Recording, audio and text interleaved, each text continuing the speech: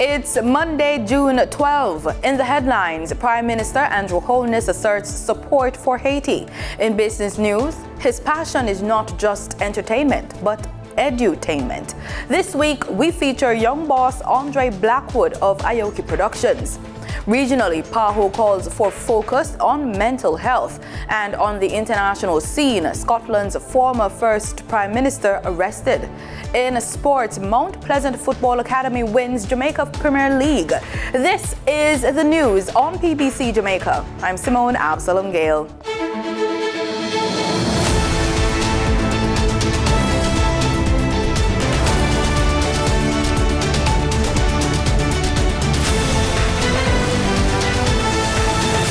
Prime Minister Andrew Holness on Sunday reiterated Jamaica's support for efforts to find solutions to the continuing turmoil in Haiti. You can be assured of Jamaica's continued support as we work in different ways towards restoring peace and prosperity to the world's first free Black republic. Mr. Holness expressed optimism that the talks will assist Haiti's efforts towards stability. During our sessions in Haiti, there was clear consensus that security was an immediate and critical concern. Some had also expressed that while security is of paramount concern, more inclusive and broader dialogue was necessary. Mr. Holness was addressing the opening ceremony for the Haiti stakeholders meeting at the Ministry of Foreign Affairs in Kingston. Haiti's Prime Minister Ariel Henry, CARICOM Chairman and Bahamas Prime Minister Philip Davis were among several high-profile regional dignitaries in attendance. Jamaica, together with the region, sincerely commits to the drive for satisfactory and sustainable solutions for the Haitian people. Excellencies, ladies and gentlemen, stakeholders in particular, as we facilitate the space for dialogue and consultation to be held amongst yourselves, we trust that all parties will approach these discussions with mutual respect and in a spirit of openness and goodwill. Children's advocate Betty Ann Blaine wants a longer prison sentence for child abusers. She says those in authority, quote, must now look at these sentences being passed down for people who abuse children, particularly rape, abductions, and so on, end quote. Ms. Blaine, who is the founder of Hear the Children's Cry, was alluding to some recent cases in which the families of victims and the public at large have been outraged following sentencing. Justice Minister Delroy Chuck expressed disappointment over what he says was the inadequate sentence of one such case involving Davian Bryan. Minister Chuck said life imprisonment would have been more fitting. Bryan was sentenced to 23 years imprisonment when he appeared in the St. Thomas Parish Court on Wednesday, May 31, 2023. He had pleaded guilty to 12 counts of rape, grievous sexual assault, and forcible abduction. Bryan abducted and sexually assaulted two girls aged 9 and 13 in Bath, St. Thomas in October 2021. Minister of Justice Delroy Chuck says the ministry continues to promote its use of restorative justice as one of the options for resolving conflict. Restorative justice seeks to settle disputes by having all parties involved come together to reach an agreement. All matters that have been referred to restorative justice, the success rate is 80%. And when they have been referred by the court, the success rate is over 90%.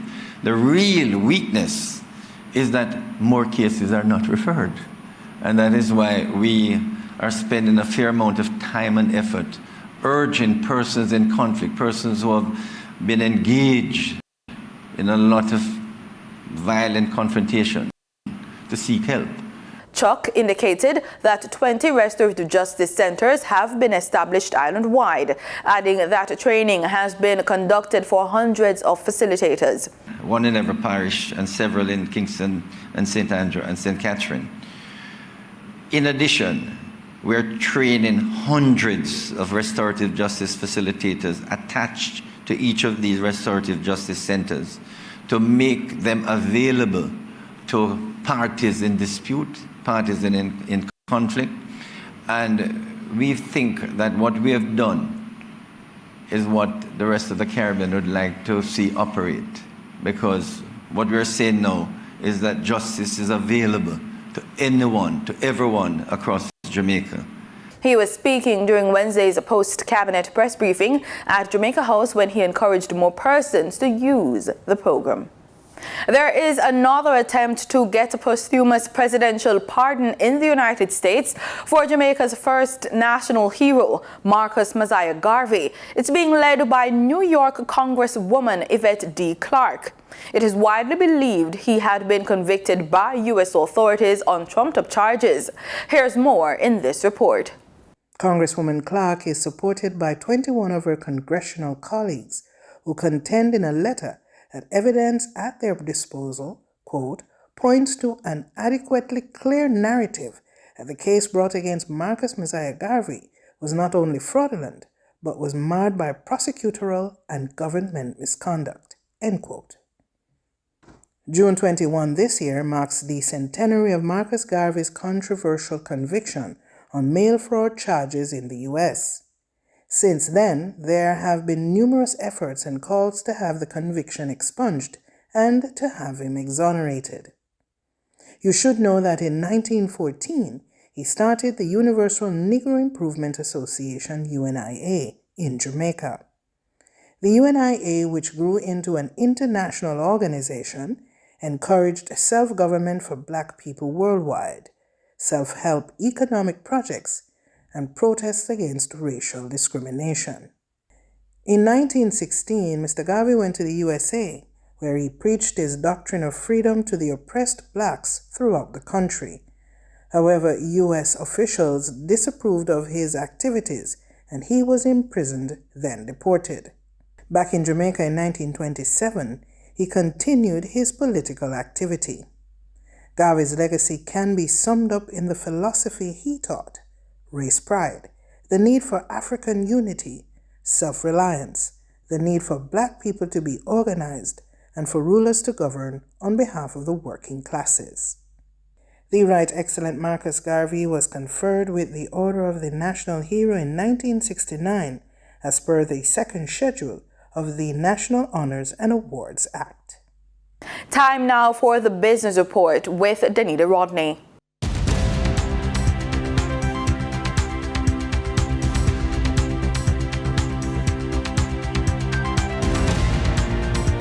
Welcome to the Business Report. I'm Danita Rodney. With this week's Young Boss, he is using the art of music to educate and entertain, or as he says, edutain. He is the CEO of Aoki Productions, Andre Blackwood.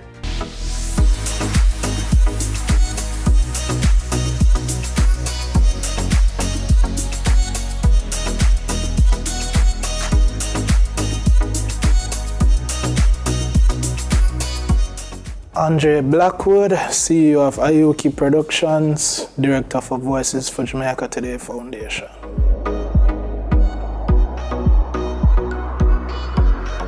Aoki is an edutainment record label. We started roughly in 2016. We record music. We definitely want to enter in other spaces or other realms of entertainment like music production.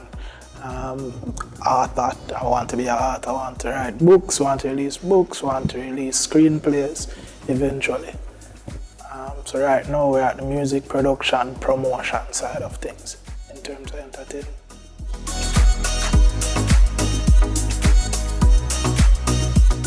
So I've been in entertainment like basically all of my life, so literally surrounded by it. Grew up in Fletcher's Land where, you know, people like Gregory Isaacs, Dennis Brown, Ding Dong, Pampete are from. And it just became like a calling. Like I knew I wanted to entertain people. And I started by promoting events. So I was a part of the Fletcher's Land Police Youth Club. We do, you know, small events like water parties and stuff like that, socials. And I realized I had a knack for it. So it started from there.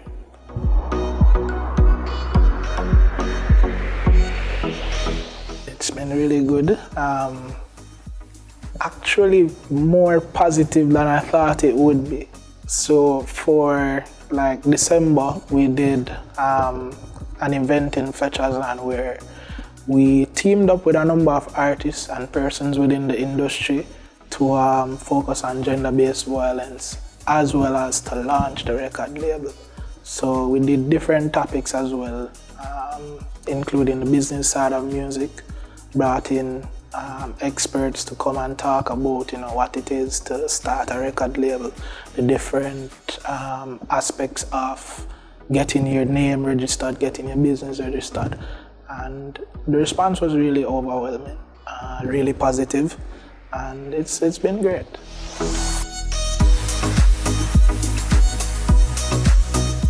Whew.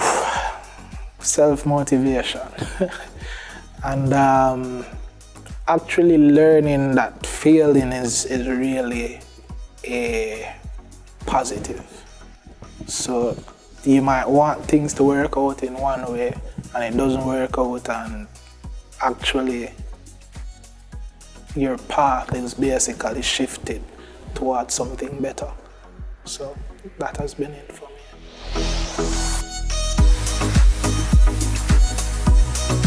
Well, I actually thought about this before coming here. I didn't want to sound cliche, but it really speaks to knowing what you want and having like a winning spirit to know that, all right, things are not going to be exactly how you plan them, and you just have to keep on pushing on and have to basically figure out and keep the mindset as to why you started and what it is that you want to achieve, and definitely believe in your dream as to what you want to accomplish.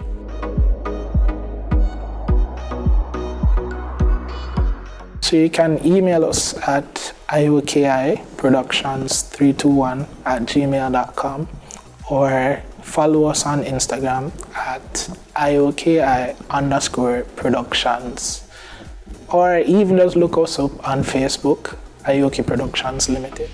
For your market updates in foreign exchange trading for Friday, June 9, the US dollar sold for an average of $155.34. The Canadian dollar ended trading at $116.64. The pound sterling traded for $195.32, and the euro sold for an average of $169.51. In GSE trading, the GSE index declined by 2,486 points. The junior market index declined by 0.84 points. The combined market index declined by 2,327 points, and the All Jamaican Composite Index declined by 2,291 points.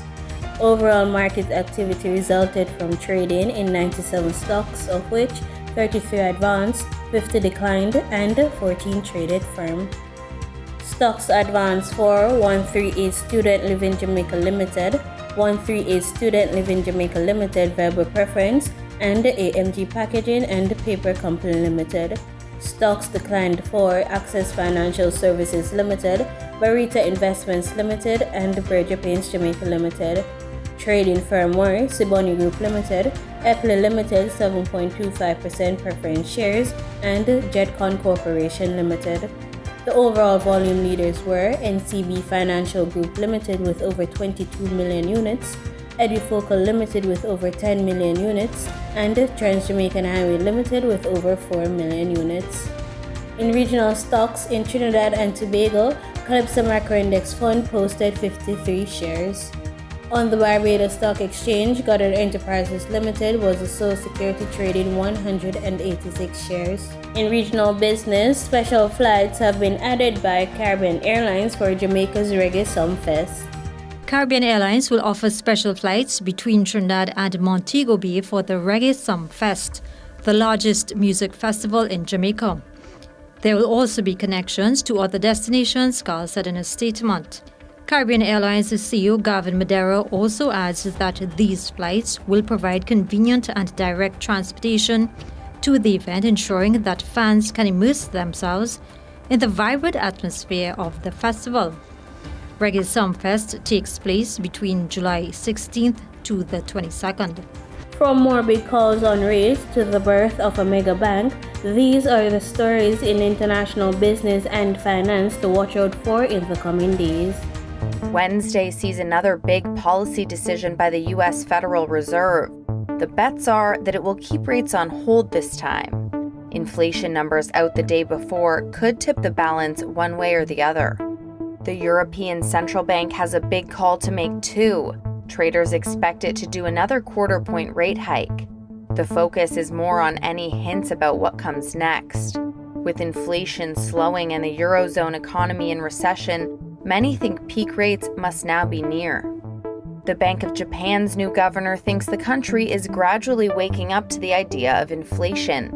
But with recent data showing sharp drops in household spending and real wages, few expect big change at Friday's policy meeting. Hopes are running high for fresh stimulus measures in China, though. Dismal export numbers were just the latest to suggest an economic recovery there could be stalling. New figures on home prices, jobs, and consumer sentiment will provide fresh clues. And a super bank could be born in Switzerland. UBS is expected to complete the acquisition of scandal-prone Credit Suisse as early as Monday. The combined lender will oversee assets of $5 trillion. Some fear that could pose a danger to the Swiss economy should the new bank also get into trouble. In market data for oil prices fell ahead of a U.S. Federal Reserve meeting as investors tried to gauge its appetite for further rate hikes.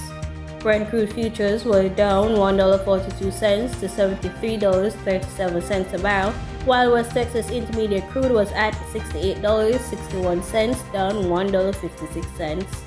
And that was the business report on PBCJ. I'm Danita Rodney.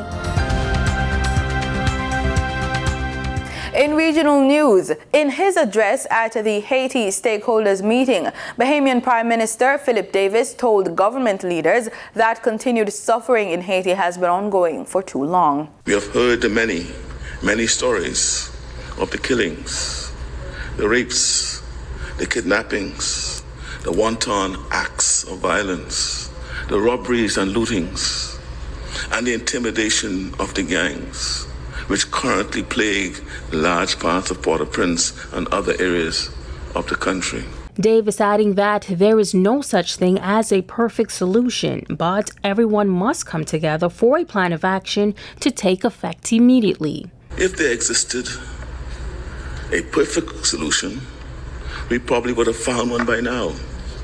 And so, I think it is important that we recognize that we are striving for may in the end may not be perfect, but will likely be something that in the immediate term is effective, something that saves lives, something that brings an end to the killings, something that brings an end to the rapes, something that brings an end to the kidnapping and violence. Prime Minister of Jamaica, Andrew Holness, leading CARICOM's special mission to Haiti in February of this year, he shared some of the top concerns. During our sessions in Haiti, there was clear consensus that security was an immediate and critical concern. Some had also expressed that while security is of paramount concern, more inclusive and broader dialogue was necessary. It was also made clear on various levels that many Haitian stakeholders would wish to have the opportunity to widen the political consensus towards the holding of national elections under the appropriate conditions. Prime Minister for Haiti, His Excellency Ariel Henry, thanking the regional leaders for their ongoing support, while acknowledging that the solution to Haiti's crisis must be Haiti-led. The Pan American Health Organization wants Barbados and other countries in the Americas to ensure mental health is placed top of the political agenda and integrated into all sectors of policies. Director Dr. Yabras Barbosa says the mental health of the population of the Americas has been severely impacted by the COVID-19 pandemic. I call upon all countries in the region, irrespective of their progresses in advancing their mental health agendas, to take note of the recommendations of the High-Level Commission on Mental Health and COVID-19, and to take immediate action to ensure that these recommendations are integrated into national and intersectoral mechanisms allowing for comprehensive and coordinated approaches, leading to optimal mental health outcomes for all.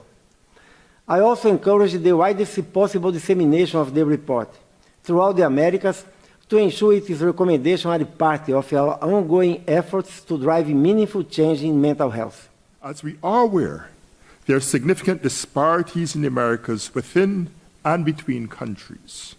The Commission has recognized the social determinants of mental health, such as systemic racism, harmful gender norms, and stigma and discrimination, and has developed clear recommendations to address these major causes of inequity. I believe that this is one of the highly innovative outcomes of this report. Air Canada will be doubling its flights to Grenada to 4 times each week. Here are the details. Air Canada's flight service to Grenada will begin in the fall, significantly adding to the country's airlift capacity. The weekly flights on Sundays, Mondays, Wednesdays and Fridays are seen as a big boost for the island. Air Canada is scheduled to resume service to Grenada on October 29th. The ramped-up service comes as Grenada records sizzling tourism growth and expansion of the accommodation sector with new hotel development. The latter includes the soon-to-debut Beach House by Silver Sands and the highly anticipated new Six Senses, the brand's first-ever resort in the Caribbean. Air Canada is planning a border expansion to the Caribbean as demand heats up, with new routes to Grenada and destinations like Martinique and Cancun, among others. The Canadian market is Grenada's 4th largest market, with an average length of stay of 12 days. Christina John, GBN News. In international news, former Scottish leader Nicola Sturgeon was arrested as part of investigation into financial irregularities of the Scottish National Party. She was later released without charge pending further investigation. More from Al Jazeera. From First Minister to criminal suspect in one of Scotland's most extraordinary political sagas. Nicola Sturgeon, the figurehead of Scottish government for nearly a decade, was questioned for 7 hours about what she knew of the financial discrepancies at the heart of the Scottish National Party finances. After being released, she put out a statement on social media. She said she was innocent of any wrongdoing and that she intended to be back in Parliament after the next day or two.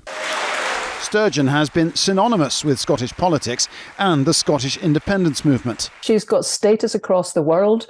For a long time, even in Britain, she was actually Britain's most popular politician, which is bizarre because the SNP want to break Britain up. They want independence for Scotland. So she's got a large footprint for a small woman. Her shock resignation in February came just weeks after she'd promised voters that she still had plenty in the tank to continue in office. But the clouds had been gathering. Her push to hold another Scottish independence referendum was ruled unlawful by the Supreme Court in London.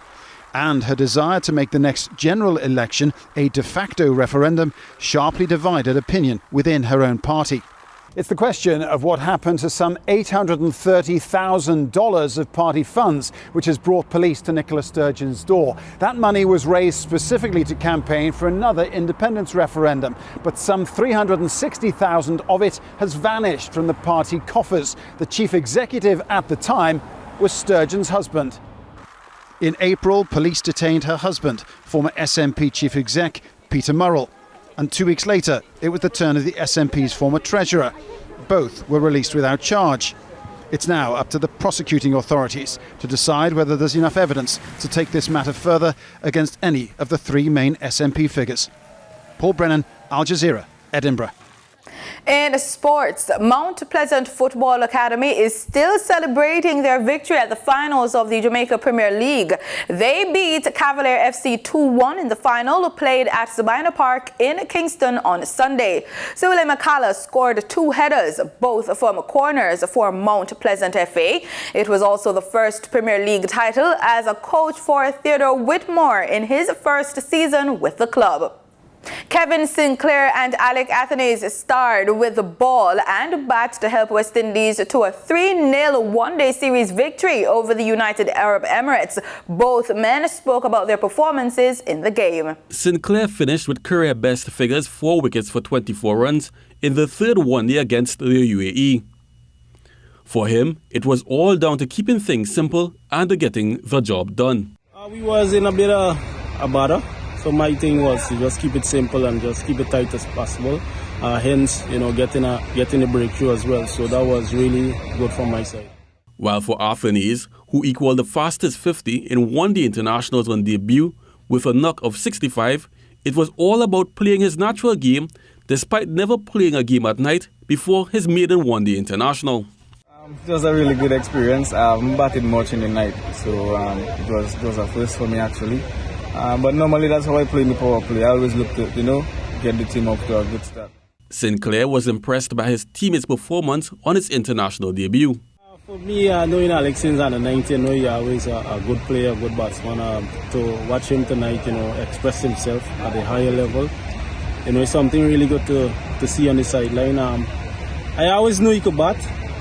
And like I said, he bring that farm from Bangladesh to here, so he did very well for me today. While Athanaze praised Sinclair for his performances with the ball. It was really good. Given the situation that we were in, they were scoring quite quickly. It was really good for him to understand the situation, understand the conditions so quickly, and adjust and to help pull back the side.